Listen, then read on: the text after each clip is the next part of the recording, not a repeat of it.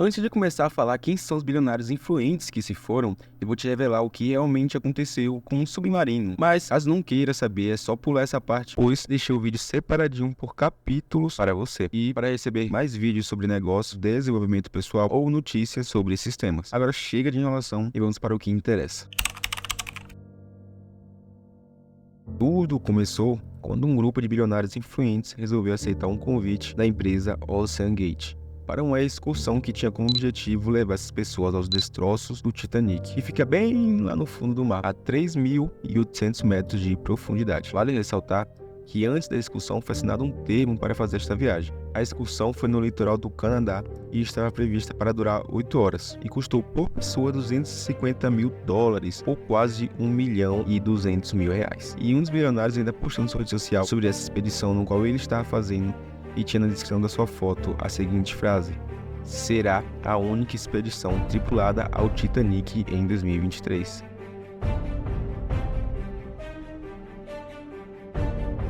O submarino com o título de Titã não era adequado para fazer esse tipo de viagem.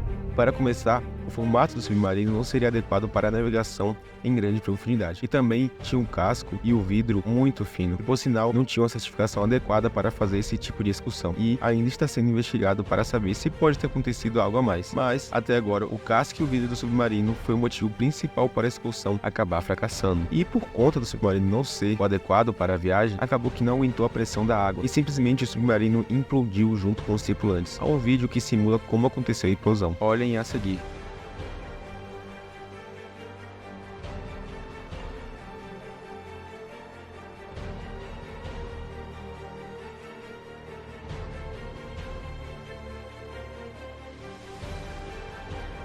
Neste vídeo, percebe-se que ele é primeiro amassado e depois ocorre a explosão. A explosão acontece em milésimos de segundo. Sendo assim, os tripulantes morreram de forma instantânea. E eu sei que tem muita gente criticando, eu sei que tem muita gente falando, nossa, que loucura, nossa, que estupidez, nossa, enfim, falando várias coisas. Mas, sinceramente, eu não discuto sobre a curiosidade deles de ver o Titanic. Até porque gosto é gosto. Então, né, fazer o quê? Shehzada Dawood.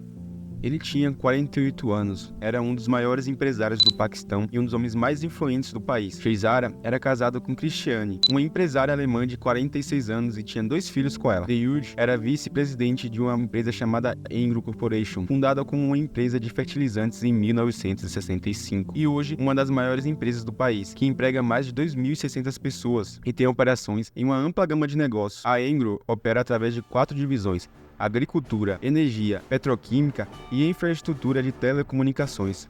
Em resumo, é uma empresa que investe em um aglomerado de negócios e ganha em cima de cada mercado. A Engro Corporation é uma empresa extremamente rica que só em 2020 teve um lucro divulgado de 44,4 bilhões de reais. E sim, é isso mesmo, foi de lucro. Cara, é muita coisa. Imagina só, tem um lucro absurdo desse. Ele também era diretor de uma empresa chamada Daewoo Hercules Corporation, uma empresa que consiste em um grupo seleto de empresários que detém porcentagens altas de grandes empresas através de investimentos. Aliás, é mais uma empresa bilionária que o Sr. Dawood era diretor, que por sinal lucrou 42 bilhões de reais em 2020. Por curiosidade, eu fiz as contas de quanto esses negócios faturou apenas em 2020, e foi 86,6 bilhões de reais de lucro líquido. Dá pra ver que esse cara é realmente influente, e com certeza ele devia ter outras grandes empresas que não são divulgadas.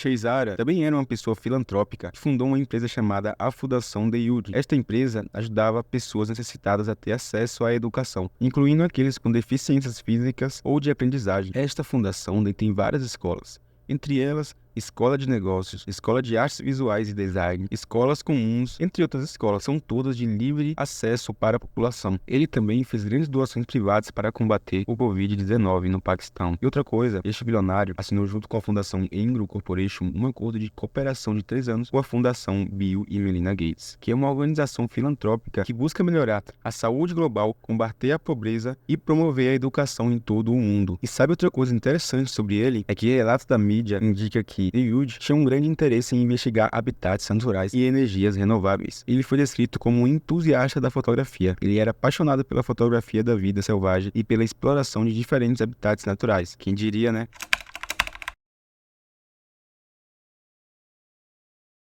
O empresário e sua família partiram de sua residência em Londres e viajaram para o Canadá por um mês. Shahzada, com anos de paixão pela ciência e descoberta, reservou passagens para ele e seu filho Suleiman. Bom, e o resto vocês já sabem. Richard Stockton Rush era um bilionário de 61 anos e dono de uma herança. Ele veio de uma família rica em São Francisco. Este bilionário era um jovem muito inteligente e apenas com 18 anos obteve a licença de piloto comercial. Isso mesmo, apenas com 18 aninhos. Loucura, né? Mas, felizmente, foi informado que por conta de sua acuidade visual, ele não poderia se tornar um piloto militar. Então ele se mudou de São Francisco para Seattle para trabalhar para um ótimo engenheiro de teste de voo para jato. E aos 20 ele se formou na Universidade de Princeton em engenharia aeroespacial. E ele não era um cara que veio de família rica e era trouxa não. Ao invés de gastar a herança da sua família como muitos fazem, ele foi investindo em empresas de tecnologia, que era algo que ele entendia bem e era apaixonado. E assim ele foi aumentando sua fortuna cada vez mais. Com esta vida, ele já poderia parar por aí, mas não foi bem isso que aconteceu. Tudo mudou por causa de uma coisinha que eu vou te contar agora. Em um belo dia, após assistir o lançamento da Spaceship One, que para quem não sabe foi a primeira nave espacial privada a atingir o espaço em 2004, a partir deste exato dia, ele percebeu que ele não queria explorar de fato o universo, e sim o oceano. E como ele não é uma pessoa devagar, a primeira decisão dele foi só tentar comprar um submarino privado. Só isso. Vai entender a cabeça desse herdeiro, hein? Esse cara realmente era muito para frente, mas no meio dessa tentativa, ele acabou se frustrando porque descobriu que havia menos de 100 submarinos privados em todo o mundo e não conseguiu comprar um. Se fosse qualquer outra pessoa, tinha parado por aqui, mas esse senhor chamado Richard Stockton decidiu simplesmente criar um.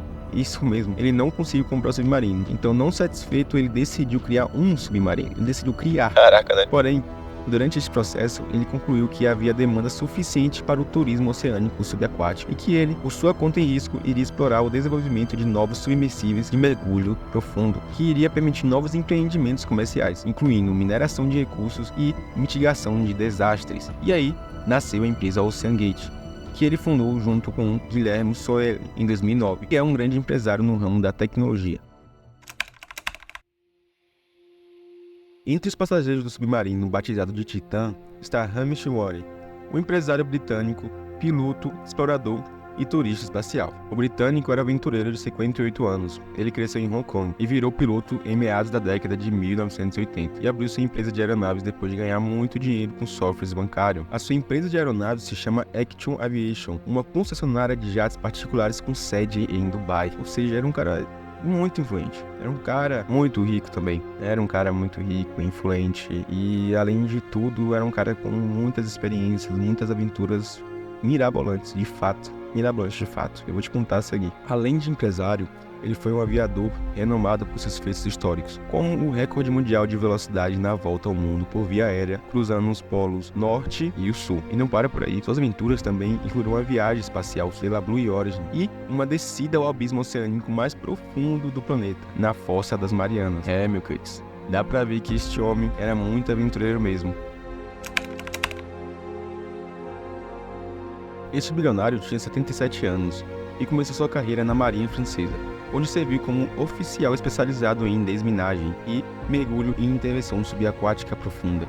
Na década de 1970, foi nomeado comandante de um grupo especial, cuja missão era encontrar e neutralizar minas subterrâneas. Paul Wren é considerado o maior estudioso do Titanic. Este francês já havia liderado diversas excursões aos destroços do navio e participou de 3 documentários sobre o assunto. Um deles chegou a contar com a presença do cineasta James Cameron, que dirigiu em 1998 o mais famoso filme sobre o naufrágio. Paul trabalhava como diretor de pesquisa do RMS Titanic. Bom, e este foi o vídeo. Eu espero de verdade, de coração, que vocês tenham gostado. Encontrar informação sobre estes bilionários não é tão fácil assim.